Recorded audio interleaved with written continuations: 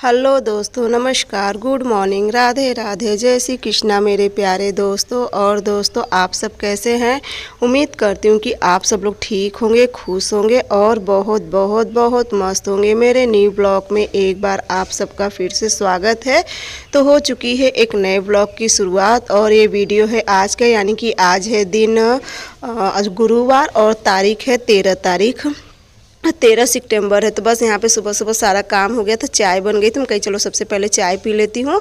और दोस्तों, आज की वीडियो में बने रहना, क्योंकि आज की वीडियो में आप लोग को अपने ब्लाउज की कटिंग दिखाऊंगी, जो कि बहुत ही आसान तरीका रहेगा। तो आप लोग भी बने रहना पूरा लास्ट वीडियो तक। तो बस यहाँ पे मैं भी बैठ गई थी चाय पीने और सालू भी चाय पी रही थी और दिशा यहाँ पे सो गई। तो बस यही चाय पी के फिर मैं चलूँगी, करूँगी ब्लाउज की कटिंग। तो उसके बाद बस देखिए मैं आ गई थी ब्लाउज लेके। और ये ब्लाउज है सालू का, जो सालू तीज वाली दिन साड़ी पहनी थी ना, तो उस पे का ब्लाउज है। और उस पे का ब्लाउज ना बहुत ही ज़्यादा सुंदर है। तो बस मैं यहाँ पे लेके बैठ गई थी। अस्तर तो 2-3 दिन पहले ही प्रेस करके रख दी थी, लेकिन रोज़ सोचती थी आज कटिंग करूँगी, आज कटिंग करूँगी, लेकिन हो ही नहीं पाया। कहीं चलो आज कटिंग कर देती हूँ, क्योंकि सालू का भी मन था कि अगर वो जाएंगे तो यही वाली साड़ी पहन के जाएंगे और अच्छा भी लगेगी, क्योंकि ये साड़ी बहुत ही ज़्यादा सुंदर लग रही थी उनको। मैं भी कही कि हाँ, अगर तुम जाना तो यही साड़ी पहन के जाना। तो ये ब्लाउज बना रही हूँ मैं सालू के नाप का, यानी कि इसकी साइज़ है 36 इंच की। 36 इंच का ब्लाउज मैं बना रही हूँ। तो बस चलिए सबसे पहले से मैं अच्छे से सेट कर लेती हूँ। और जैसा कि मैं कई बार आप लोग को वीडियो में बताई हूँ और आज फिर से बता रही हूँ कि जो इसकी किनारी होती है ना, किनारी कोशिश रहे कि हमेशा इसकी जो नीचे पीठ पे, मतलब पीछे साइड जो रहता है वो हमेशा उस पर पड़े। तो बस इसी तरह से ब्लाउज अगर कटिंग करोगे ना, बहुत ही आसान तरीका रहता है। अगर जो नए सीखने वाले हैं ना, तो उनके लिए तो बहुत ही आसान तरीका है। ब्लाउज तो देखिए कई प्रकार से सिखाए जाते हैं। मैं ये नहीं करी कि यही बस एक ब्लाउज सिखाने का तरीका है। ब्लाउज सिखाने का और सिखाने का बहुत तरीका होता है, लेकिन सबका अपना अलग अलग ढंग होता है। तो उसके बाद देखिए आज की जो वीडियो है मैं ज़्यादा स्पीड में नहीं कर रही। तो यहाँ पे सबसे पहले देखिए जो मैं पीछे का होता है, यानी कि पीछे का हिस्सा निकाल रही हूँ। तो ये इसकी लंबाई में रखी हूँ 14.5 इंच, और ये जो आगे का हिस्सा निकालूँ इसकी लंबाई में रख रही हूँ 15.5 इंच, क्योंकि पीछे के अपेक्षा आगे का हिस्सा जो होता है ना 1 इंच बढ़ा लेते हैं, क्योंकि वो सिलाई उलाई में आ जाता है। और यहाँ पर देखिए दिशा आ गई थी मुझे परेशान करने के लिए। तो सालों से मैं कही थी इसे पकड़ लो, नहीं तो फिर मैं नहीं कटिंग कर पाऊँगी, क्योंकि कपड़ा ना बार बार खींच दे रही थी। तो बस यहाँ पर देखिए पहले आगे और पीछे का दोनों ले ली थी। और जो पीछे का हिस्सा ना, तो अभी मैं इसका गले की कटिंग नहीं करी, क्योंकि इस पर थोड़ी सी डालूंगी डिजाइन, तो इसको मैं बाद में कटिंग करूंगी। सबसे पहले मैं शोल्डर के लिए निकाल ले रही हूँ। तो शोल्डर निकालने के लिए देखिए वहाँ से, मतलब गले की साइड से मैं 5 इंच के पे शोल्डर लिए के, और फिर जो इसका शोल्डर का लंबाई है इसे मैं रख ले रही हूँ 6.5 इंच। ये देखिए इस तरह से। और फिर ऊपर से 4 इंच का मार्क करके यहाँ से दे देती हूँ गोलाई, ताकि ये गोलाई ऐसे देने से ना एकदम परफेक्ट गोलाई बैठती। कई लोग यहाँ जो कोना है वहाँ से नाप लेते हैं 1 इंच या 1.5 इंच, जिसका जैसा रहता है उस हिसाब से लेते हैं।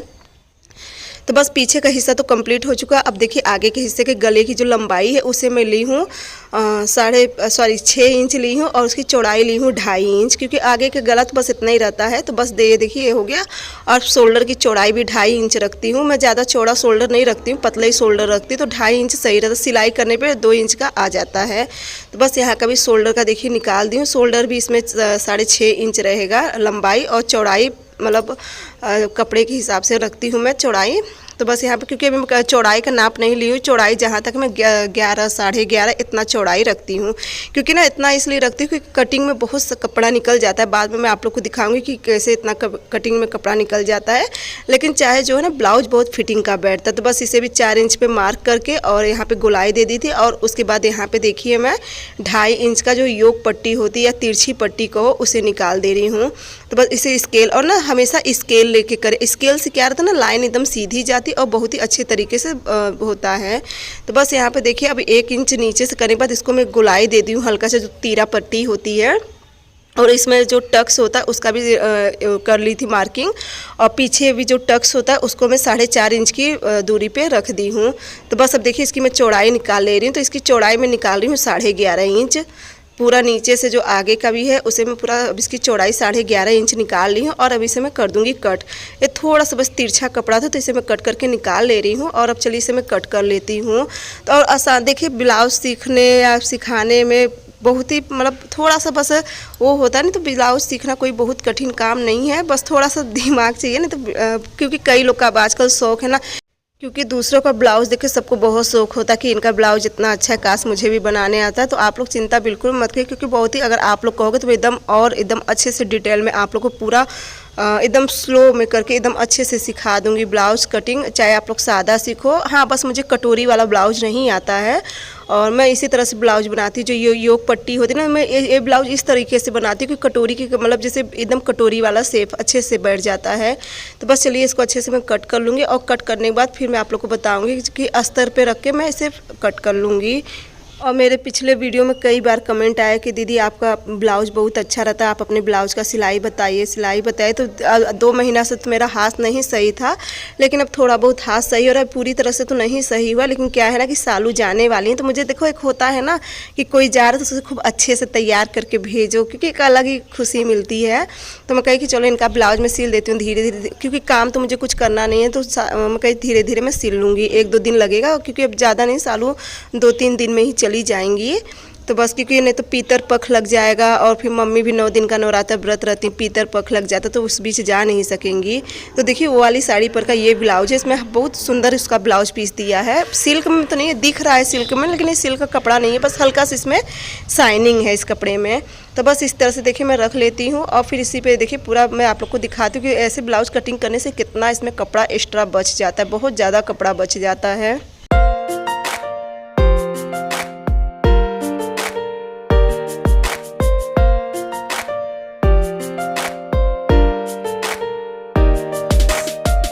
तो बस बाजू में ऐसे रख के आप लोग को दिखाया, लेकिन बाजू जब भी मैं ब्लाउज कटिंग करूँगी तो एक्स्ट्रा कपड़ा से खोलूँगी ना, तो फिर पूरा बाजू इसमें कटिंग हो जाएगा।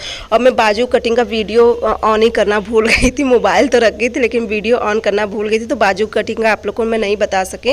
लेकिन फिर चलिए मैं काफ़ी ब्लाउज सिलूँगी तो उसमें भी आप लोग को बाजू कटिंग का पूरा दिखा दूँगी। और एक आप लोग को कैसा ब्लाउज चाहिए, बस मुझे कटोरी वाला ब्लाउज नहीं आता है, बाकी आप लोग कैसा ब्लाउज पहनना चाहते हो मुझे बताना, तो मैं आप लोग को, अरे आप लोग कमेंट करोगे तो मैं आप लोग को चाहे डिज़ाइन है या जो भी मैं आप लोग को ज़रूर सिखाऊंगी। तो बस यहाँ पे देखिए इसे मैं थोड़ा सा ज़्यादा नहीं, बस आधा इंच बढ़ के कटिंग कर लेती हूँ, क्योंकि आधा इंच बढ़ के कटिंग इसलिए करती हूँ ना कि सिलाई में अच्छे से इसे सिल सकूँ, ताकि कहीं से भी ये छोटा या बड़ा ना हो। तो बस इस तरह से चलिए, मैं सबसे पहले जो पीछे का हिस्सा था इसे मैं निकाली, और अभी बताई ना आप लोग को इसका गले की कटिंग अभी नहीं करूँ, इसके गले की कटिंग मैं बाद में करूँगी जब इसमें मैं डिज़ाइन डालूँगी। और अभी मैं किस लिए गले की कटिंग नहीं करूँ ये भी आप लोग को बताऊँगी एक खास टिप्स के साथ, लेकिन अभी जब ब्लाउज़ सिलने बैठूंगी तब। तो इसकी ब्लाउज़ की सिलाई में आप लोग को कल बताऊंगी। तो बस चलिए इसे भी मैं कटिंग कर लेती हूँ।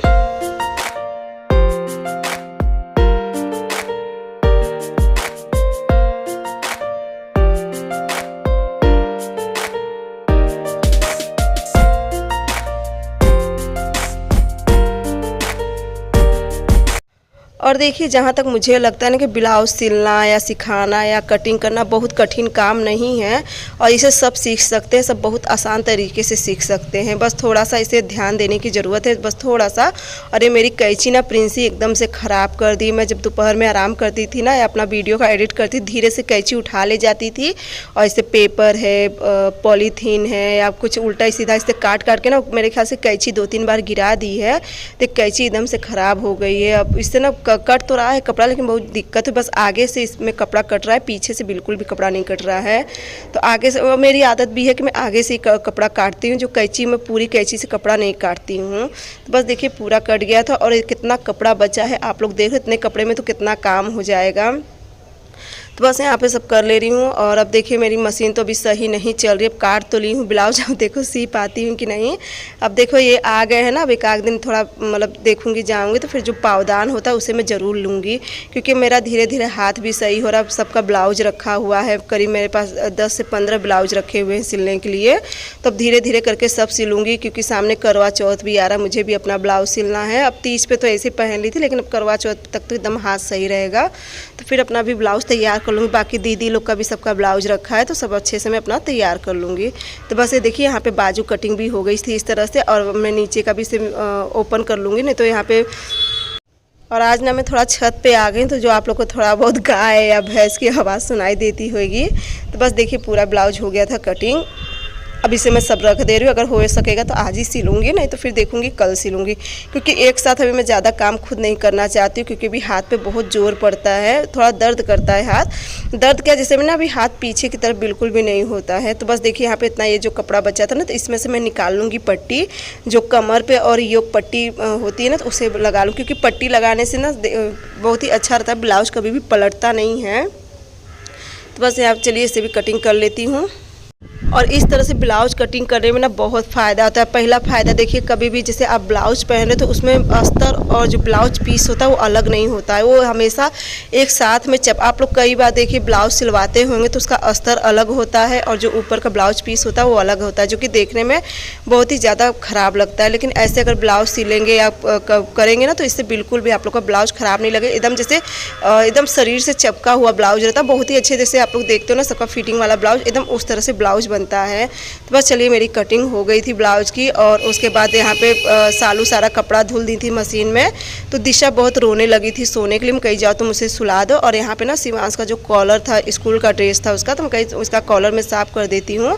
और मैं पैर से अपने मतलब एक पैर से दबाई थी और हाथ से इसे रगड़ रही थी। दिशा देखिए फिर से आ गई थी, तो मैं इतना सुलाने भी लगेंगे ना तो सोती नहीं है, बहुत भागती है सोने के समय भी, और नींद खूब आँख में रहेगी, लेकिन खेलने की वजह से बस भागते रहती है। तो बस यहाँ पे मैं कई कपड़ा ढेर सारा था, मैं कहीं कब तक इंतज़ार करूँगी वॉशिंग मशीन में, कहीं जब तक मैं हाथ से फटफट से निचोड़ के डाल देती हूँ, क्योंकि अभी लाइट है ना, तो लाइट भी इस बीच काफ़ी ज़्यादा कट जाती है, कभी कटेगी या कभी नहीं कटती है, लेकिन कटती है तो फिर कटी जाती है, फिर इंतज़ार जब करना रहता है ना तो इंतज़ार ही करते रह जाते हैं।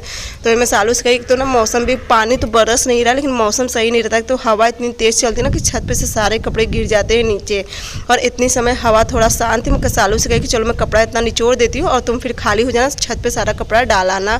और आज हम लोग को जाना है उस घर, क्योंकि सालू को बहुत मन है वो घर देखने का, तो मैं कही चलो 3-4 बजे यहाँ से हम लोग चलेंगे उस घर, तो देख लेना, क्योंकि अब वो भी देखिए चली जाएंगी। तो अब वो घर ना, जब एक बार मैं वीडियो बनाई थी तो उन्हें बहुत अच्छा लगा था, तो कई दिन से और रोज़ आजकल लगा रहा था, कहीं चलो अच्छा आज अब चलना है, चाहे जैसे चलना है आज चलना है, क्योंकि जहाँ तक है सालों सोमवार या मंगलवार तक चली जाएंगी, इससे ज़्यादा नहीं रुकेंगी, इसके मतलब यही 2 दिन में चली जाएंगी।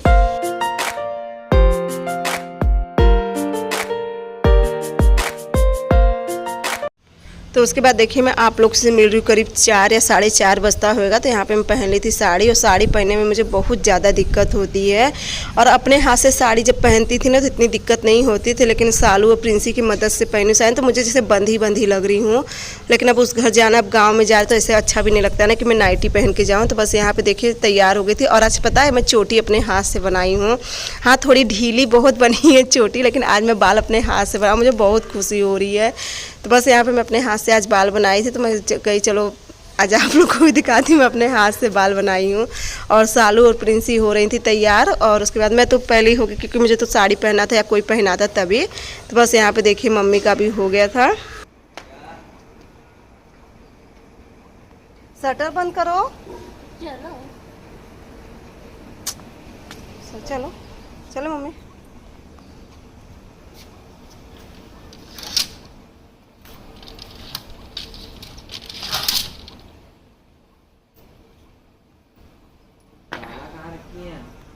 देखो तो बस ये देखिए प्रिंसी और दिशा आगे आगे चल रहे हैं, और इस समय कितनी हरियाली यहाँ पे दिख रही, काफ़ी अच्छा है। और दिशा ना एकदम शांत हो गई, उसे ऐसा लग रहा है कहाँ जा रहे हैं। तो बस ये देखिए आ गए थे हम लोग अपने पुराने घर में। तो ये देखिए आंगन वाला गेट खोल रही थी, और इतना ज़्यादा गंदा हुआ है, इतना ज़्यादा गंदा हुआ है ना, कितनी धूल इतनी मिट्टी।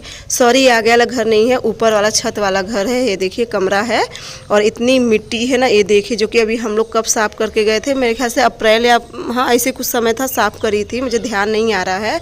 और बहुत गंदा तो गंदा ना, ऊपर से यहाँ पे इतनी घुटन लग रही थी, क्योंकि ये तो धूल मिट्टी की वजह से ना बहुत ज़्यादा गंदा हुआ था। देखिए कितनी मिट्टी यहाँ पे जमा, क्योंकि सामने रोशनदान पूरा खुला हुआ है ना, तो बीच में आंधी तूफान भी मई जून में। उसके बाद से तो कहाँ मैं आई, जब से हरिद्वार से आई थी अपने यहाँ चली गई, फिर वहाँ से आई तब से हाथ टूट गया, और उसके बाद फिर ये सब में कभी समय नहीं मिला। अब हाथ सही हो जाएगा, देखूँ दिवाली वाली पे एक आध दिन अगर ये रहेंगे तो इन्हें लेके आऊँगी, और तब यहाँ का मैं पूरा साफ़ कर दूँगी। तो बस यहाँ पे देखिए ये है बीच वाला दूसरा नंबर का फ्लोर, मतलब वो है दूसरा नंबर छत।